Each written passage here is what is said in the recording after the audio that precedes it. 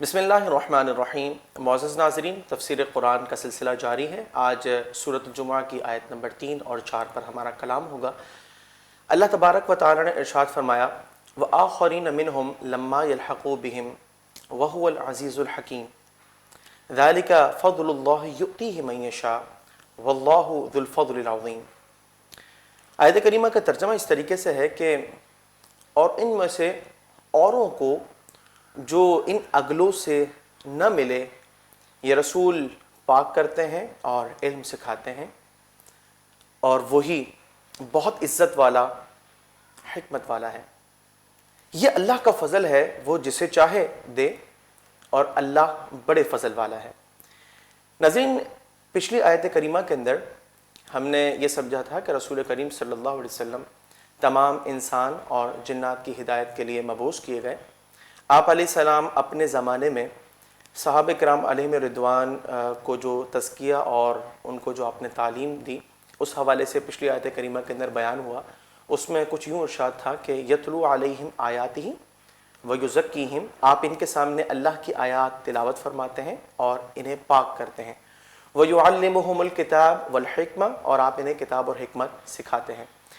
ناظرین، یہی چیز اگلی آیت کریمہ کے اندر یعنی آیت نمبر 3 میں اس طرح بیان کی جا رہی ہے کہ وَآخَرِينَ مِنْهُمْ، اور ان میں سے اوروں کو یہ رسول پاک کرتے ہیں اور علم سکھاتے ہیں، یعنی تا قیامت آنے والے تمام مسلمان رسول کریم صلی اللہ علیہ وسلم کی تعلیمات اور آپ کی تربیت سے فیضیاب ہو رہے ہیں۔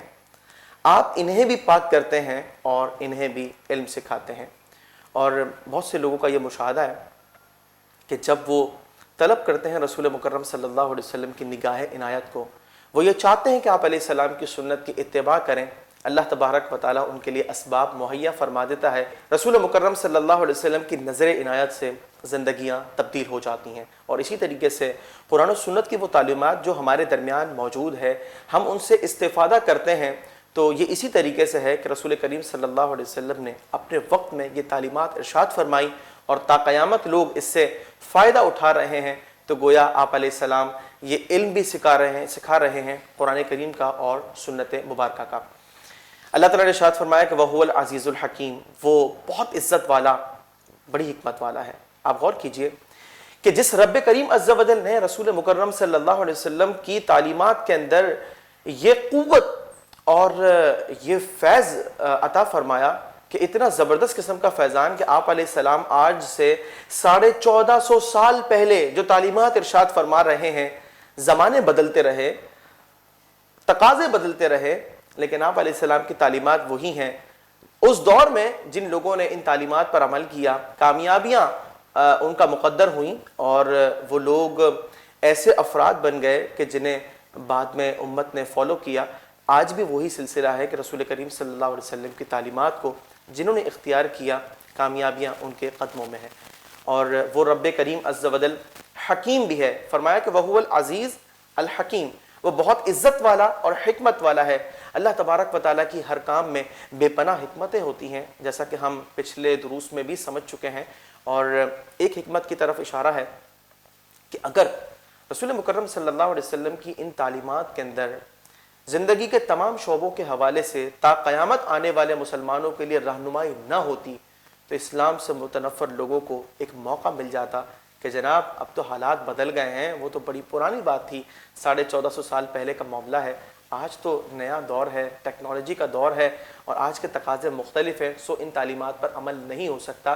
لیکن ان تمام تر لوگوں کی اس طرح کی سازشوں کے دروازے بند کر دیے گئے۔ فرمایا کہ وَآخَرِينَ مِنْهُمْ لَمَّا يَلْحَقُوا بِهِمْ، کہ اوروں کو بھی یہ رسول پاک کرتے ہیں اور انہیں علم سکھاتے ہیں جو ان اگلوں سے نہ ملے۔ مطلب یہ ہے کہ تا قیامت لوگوں کے لیے قرآن و سنت مکمل ضابطہ حیات ہے جو زندگی کے ہر شعبے کے اندر رہنمائی فراہم کرتا ہے۔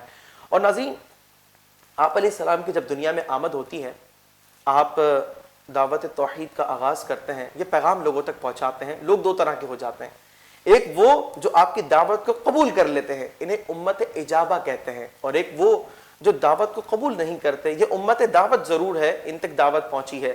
تو بات یہ ہے کہ جنہوں نے اس دعوت کو قبول کیا اور امت اجابت میں آئے، یہ کیسے ہو گیا؟ کیا یہ ان کا اپنا کمال تھا؟ نہیں۔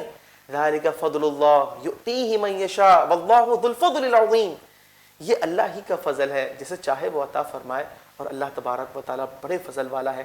ہمارے لیے پیغام یہ ہے کہ رب کریم عز و جل نے ہمیں امت اجابت میں رکھا، ہمیں اپنے ایمان کی قدر کرنی چاہیے۔ رسول کریم صلی اللہ علیہ وسلم کا جو دامن ہمارے ہاتھ میں آیا، اللہ تبارک و تعالیٰ کا شکر ادا کرتے رہنا چاہیے، اور یہ طلب کرنا چاہیے کہ اے اللہ کما حق ہو اس پر استقامت دے دے، اور ہمیں ویسا بنا دے جیسا کہ رسول کریم صلی اللہ علیہ وسلم اپنے ایک امتی کو پسند کرتے ہیں۔ القلم Islamic Center under the supervision of Mufti Munibur Rahman Zida Majdu